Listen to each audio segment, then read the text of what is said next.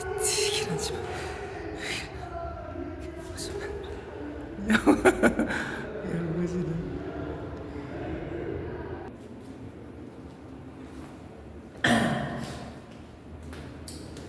Yes, again, welcome to the School of NPSC and SSP. This evening, I will discuss the last topic on the public administration. So, our topic for today is gonna be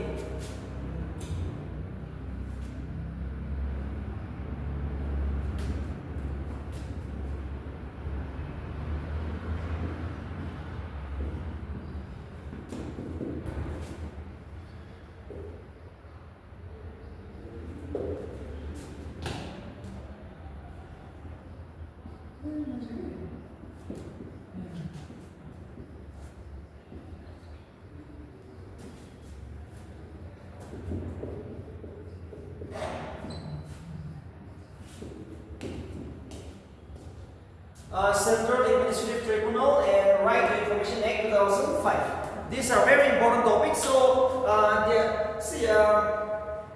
Central Administrative Tribunals, it is something to do with the civil servant. Okay, it's like a court.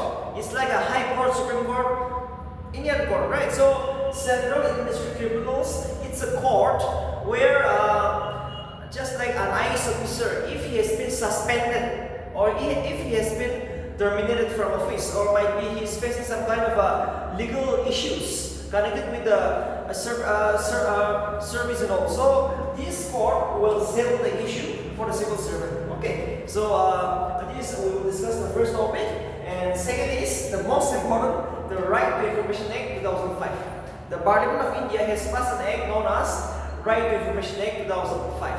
So these are very much important from the NPSC point of view, and these are the two last topics we will discuss in public administration. So I will first discuss with the Central Administrative Tribunal.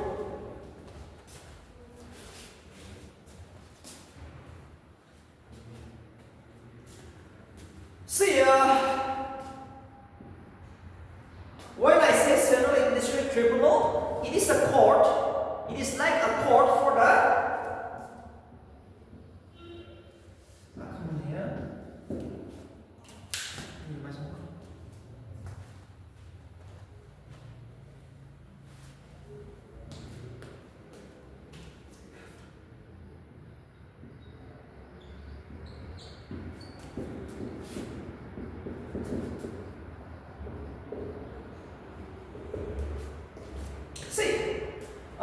Central Administrative Tribunal, it is just like a court for the accurate civil servant. That means a civil servant, an IAS officer, an IPS officer who is facing some kind of a problem, right? It might be suspension problem, promotion problem, or might be you injured, when on duty you are injured. So there is a court which will settle your issues. That is known as the Central Administrative Tribunal. And it's a very important from the NPSC point of view. Remember, we also have the State Administrative Tribunal. But State Administrative Tribunals, I'm not going to discuss. You just write a same answer. You just change the topic, State Administrative Tribunal. Same, okay? So, you just change the name. If they ask the State Administrative Tribunal, you write the powers and function of this Central Administrative Tribunal. You just change the central into State Administrative Tribunal. That's all. So today I'm just going to discuss the Central Administrative Tribunal. So remember, firstly, I will discuss about who can be a member of this Central Administrative Tribunal. Okay, if you want to be a member of the Central Administrative Tribunal, you should be at least not more than 65 years in case of a chairman, and not more than 62 years in case of a vice chairman and the members. It's a multi-member body selected from both administrative and judicial field. Remember, please write down.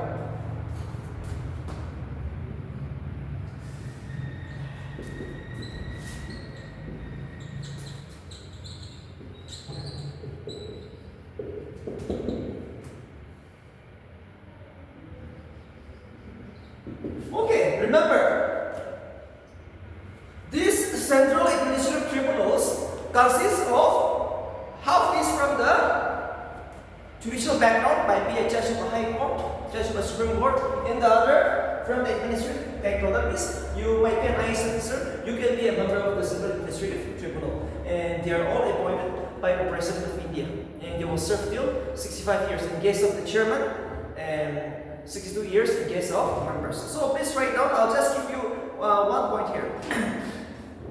CAT, the Central Administrative Tribunal, was established in 1985.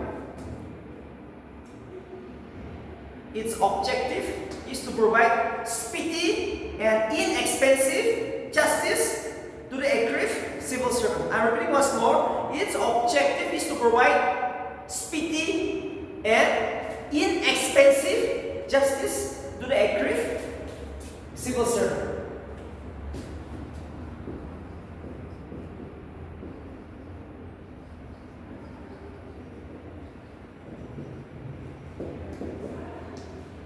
Its objective is to provide speedy and inexpensive justice to the aggrieved civil servant. You see, too important. What is its main objective? It will provide you justice. But what kind of justice? Speedy justice, fast judgment. Yeah, you see, an IAS officer has been suspended, or might be he got injured while serving, so he needs pensions, right? So all these issues will be solved by the Central Administrative Tribunals. And remember, what are the jurisdictions? What are the cases that can be solved by the Central Administrative Tribunal?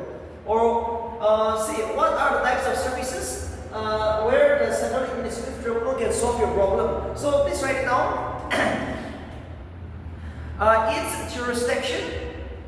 Its jurisdiction extends to all India services, central services, and central government. You see, its jurisdiction extends to the members of the all India services, central services, and central government. That means only the Group A officer of the central government, these cases can be solved by the CAT. All India services means Indian Administrative Officer, Indian Police Service, Indian Forest Service, and all the Group A services and central first class services. All these government officer, if you're facing some kind of a problem, it is the CAT which will try to solve it through speedy and inexpensive. They will not charge much. Okay, so remember, this is too important, and this is a multi-member body appointed by the President of India, and they will serve till 65 years in case of a chairman and 62 years in case of members. Now, one more point. How many members are there? Right, so please write it down.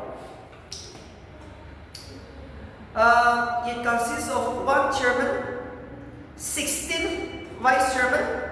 It consists of one chairman, 16 vice chairman, and 49 members. And 49 members. You see, it consists of only one chairman, 16 vice chairman, and 49 members. It's a multi-member body, and they are all appointed by the President of India. And after their retirement, no more appointment in the government of India. It is very just like a legal justice, just like a UPSC members. You know, they are very much. These people are there to solve the problem. These people are there to give judgment in a very impartial manner. So after their retirement, no more appointment. Let's write down their conditions. They are appointed for a term of 65 years in case of a chairman, 62 years in case of a vice chairman in the members, and they are all appointed by the President of India. No more appointment after their retirement. No more appointment after their retirement. So this is very important, and we all know why do we have a CAT. Their main objective is to provide you speedy and expensive justice. See, last one more point. It is guided by the principle of natural justice. You see, it is guided by the principles of natural justice. That means natural justice means automatically these people are there to give you just like a free judgment, right? The right judgment. That's all. And very much important. Every time when you are serving the government of India or in the government of a state, in the state we have the SAT.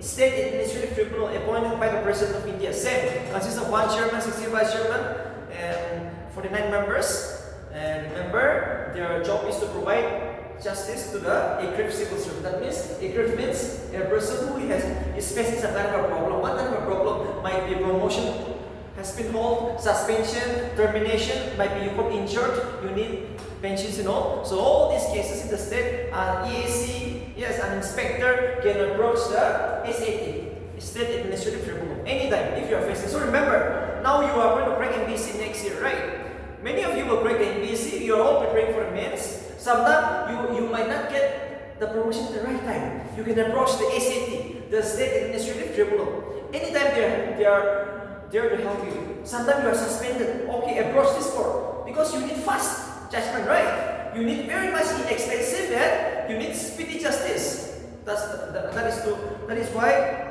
you have to approach this court. So today's this topic is too important. See, they might not ask you direct questions, but the question might be in this way.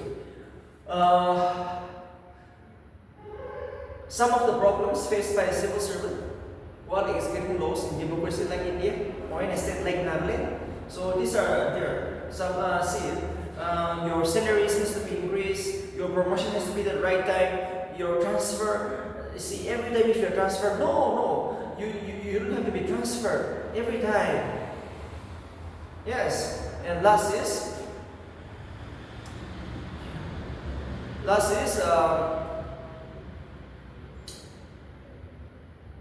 if you are suspended, again, you want to revoke the suspension order, right? So you have to approach this court. So this is very important from the NPSC point of view. Anytime, every time, be connected with the SAT, State Administrative Tribunals, as well as the NPSC. You're just like your father, right? The Nagaland Public Service Commission. You crack the exam, but no, don't just go. After you crack the exam, you maintain a good relationship with the government of Nagaland as well as with the NPSC. You know, the State Administrative Tribunals, so that your promotion, transfers will be in a very speedy and a smooth manner. No more hurdles. Okay, so remember all this. You're all connected. Whatever it might be. It might be the NPSC, it might be the SAT, it might be the State Administrative Tribunals. You're all part of the government. You have to maintain a good relationship.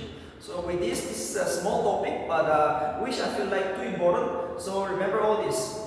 These are too important. So lastly, we will discuss the Right to Information Act. Okay, Right to Information Act 2005.